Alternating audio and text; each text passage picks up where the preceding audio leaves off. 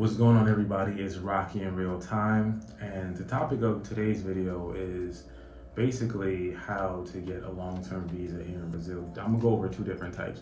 I'm gonna go over the student type, and I'm gonna go over the digital nomad type, right? Because I think he's a subscriber, a gentleman by the name of Young Exec who commented on one of my videos, and he asked me, how do I get a visa in Brazil and what visa do I get? And I explained it to him, and he asked me if you could add information about the student visa, which one of my friends did, and he explained the process to me.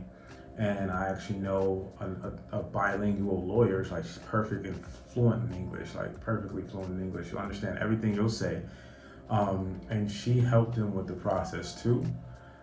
So that's someone else that I could potentially link you with, and as well I'd have to reach out to her and see if that's something that she would want to do, but she can offer her services because she's a lawyer, she knows this stuff, and she's bilingual, so you won't have to know Portuguese to get started, right? So yeah, I'm still trying to figure out, because I mentioned in some comments in my other video, this is not my main hustle. This is not my bread and butter. I'm just doing this as a service so people can have that information out there, right?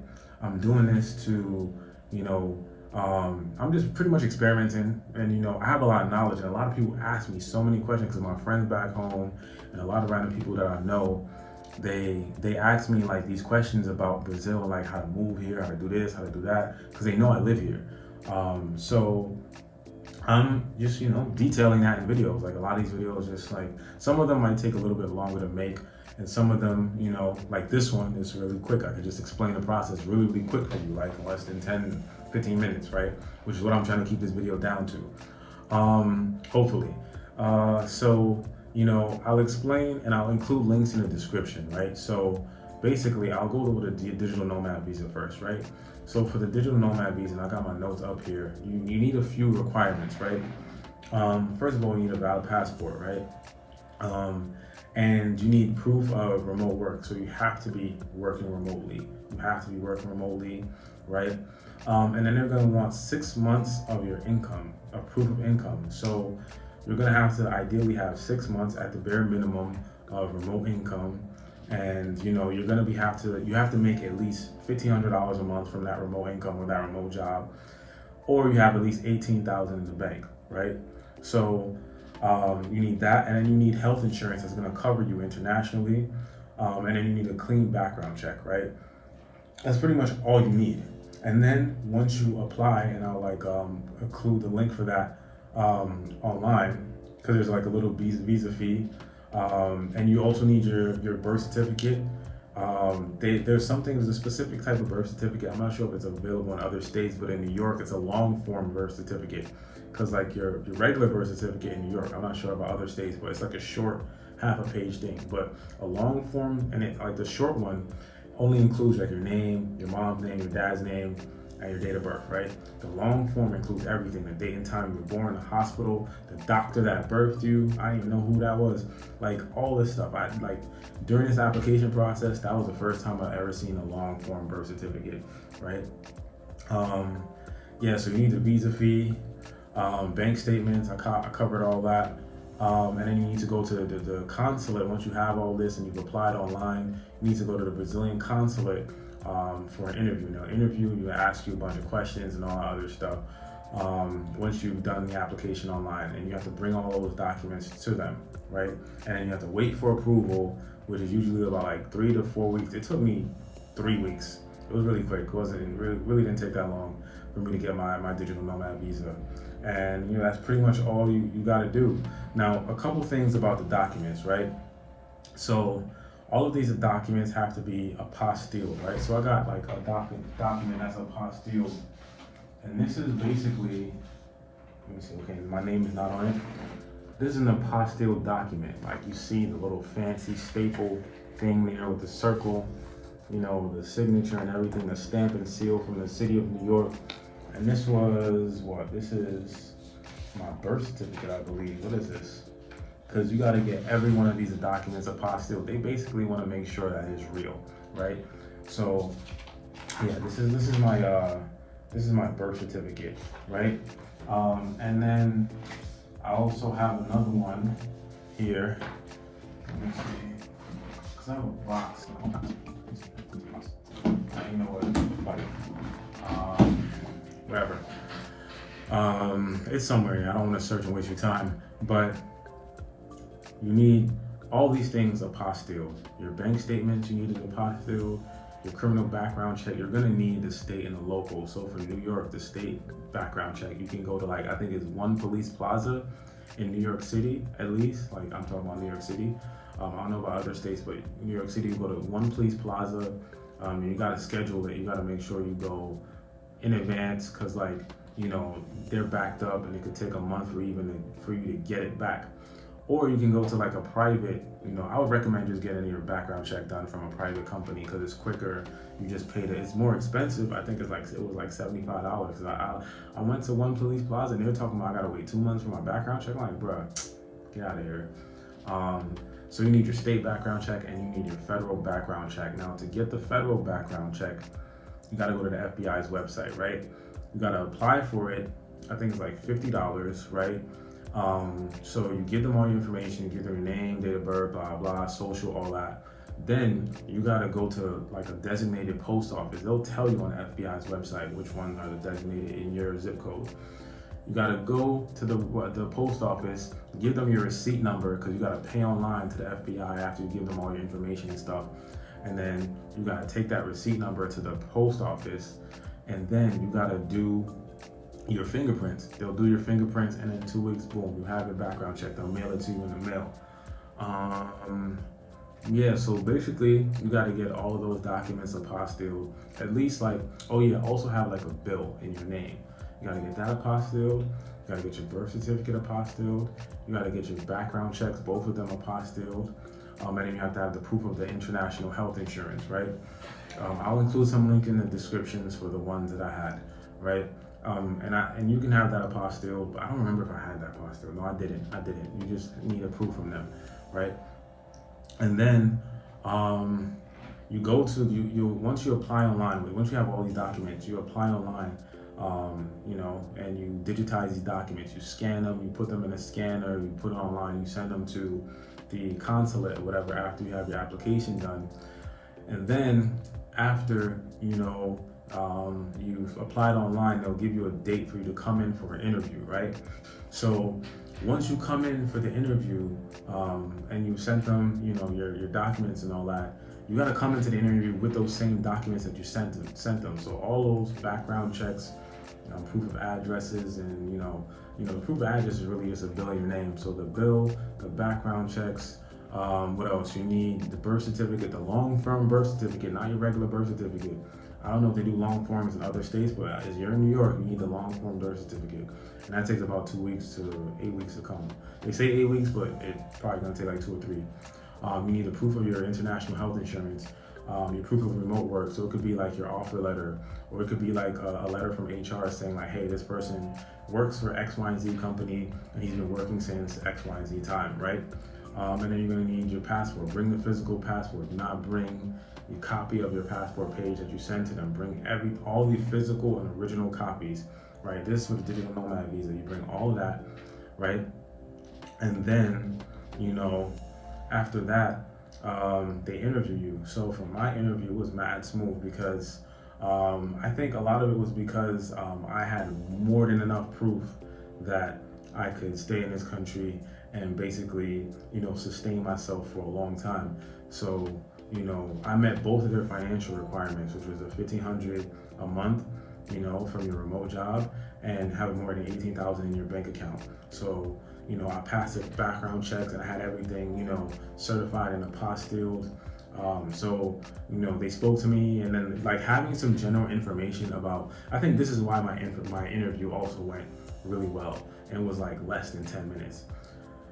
I had a lot of general information. I did a lot of research about like, the potential cities I want to live, where I want to visit, what I want to do, all the little things that, I could like, like have as an itinerary on my trip and why I want to live there. Because they're gonna ask you why you want to live there. You could say something on the lines, hey, cost of living is high. I have a remote job. I want to, see what it's like to live in a tropical country. I want to, get to know the culture, blah blah. You just have an answer prepared for that. There's a few videos online I watched about like the interview process. Like it depends on who's interviewing you for real. Like, you could get a good interview. I had a good interviewer and like, she was cool. And, it took, like I said, it took less than 10 minutes. I had my visa. They're gonna take your passport, right? And they're gonna return it to you in the mail in like a few weeks because it has to be like a passport page that's stamped, right? And then that's pretty much it for the digital nomad visa. It's pretty straightforward. Now for the student visa is a little different. The student visa, it's gonna take you coming to Brazil like a couple times, right? So just bear that in mind. The student visa, you're gonna have to gain admission into a school first. So the school here in Bahia in Salvador is called UFBA, which is University Federal de Bahia, UFBA, UFBA. So you have to go, and I would suggest, like my homie, he did a Portuguese course. So that makes sense. You're here, he started majoring in Portuguese. You're here, living. So you might as well do that. Because even the other stuff you're not going to be able to do. Like, how are you going to have an economics degree or, a sociology degree or whatever degree in that school when you don't speak Portuguese? Like, everything is in Portuguese. So just major in Portuguese. That's like the safe bet. So you got to go and like, them UFBA lines are like long as shit. Like from what he was telling me, like you got to deal with a lot of bureaucracy, and like, coming and like, waiting for their processes, and they just take their time to do stuff. So you just be prepared for that. Like, processing documents and all that other stuff is gonna take a while. But once you got your admission, and each semester is like $300 and something here. So once you've gotten your admission, you basically have to take that, you have to go back to the States after you get your admission and go and get all your documents, like, your proof of address, your proof of income, your birth certificate, your background checks, pretty much almost all the same documents I just mentioned, and they have to be apostilled, all of them. So you can't bring them to Brazil, right, before you get acceptance. That's one of the caveats as well. That's one of the gotchas. Because I was asking him, because I was thinking about which visa I was going to do. This is like my first trip to Brazil, and I was trying to figure out what, I was on my tourist visa, and I was trying to figure out how to come and stay here long term. So I was exploring the student option, and he told me, he's like, for the student option, you're going to have to gain acceptance there first, then go back and get your documents. There's no other way. If you bring your documents first before you get acceptance, then they're not gonna, they're not gonna honor that. So you get your acceptance, you go back, get you get all your documents, your background checks, both from state and federal. Then you get your proof of address, your bank statements. You get you get your birth certificate. You get all those documents that you need, right?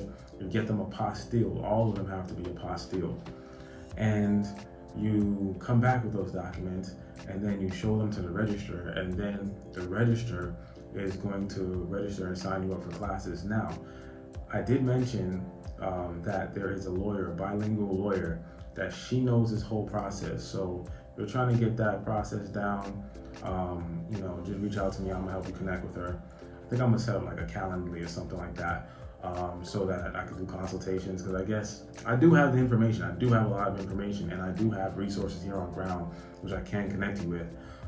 So I mean, why not? Whatever. Like I said, it's not my main hustle. I'm just helping people out. We're coming up on that 15-minute mark real soon.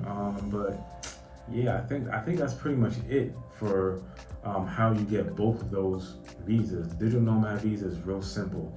Like, the one thing you need is just that remote income, and like proof of that remote income for 6 months or more.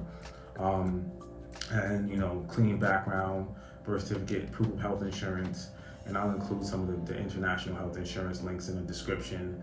And that's it. Proof of remote work, valid passport. Really is simple. You go to the interview, come back, bada bing, bada boom. They give them your passport. You give them your passport. Boom, stamp it, send it to you in the mail.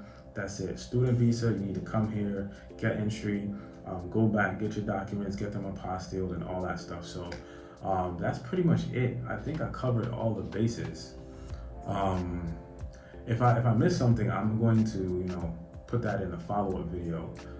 But I got the digital nomad. Before I got married, I got the digital nomad visa. But then when I got married, because the digital nomad visa only lasts up to 2 years, so when I got married, I just switched to permanent residency. Because I'm married to a national, so they just switched my visa type to a residency type. And now that it's residency, like I can stay here for 10 years and I can get my citizenship as early as the end of this year, or my passport at the end of this year, which I'm thinking of doing as well. For that, all you really have to do is just know about. It's kind of like the U.S. You got to know about their history, know about their culture and stuff, because they're going to test you on it. And then there's a special section where you're getting interviewed by like a Brazilian.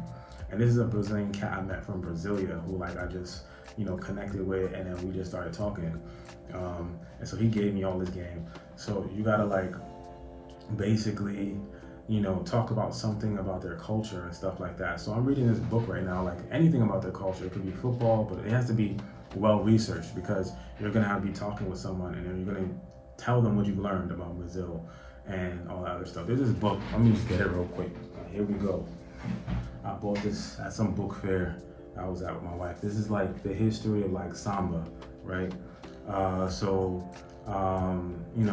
It goes over just the different aspects of their little samba culture, like the immortal, enredos they call them. So I want to talk about samba and how its origins from Africa have influenced Brazil and the black people here in Brazil. That's one of the things I might talk about, the aviation history here. I have another book on that.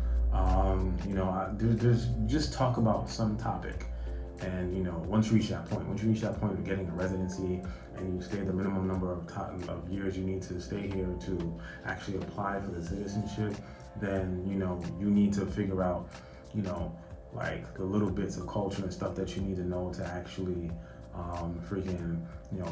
be able to talk about during that interview. So that's it. I'm gonna leave it at that for this video, because that's like another video in itself.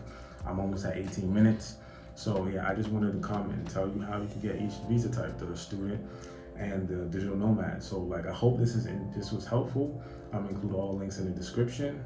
And this is Rocky in real time. Peace.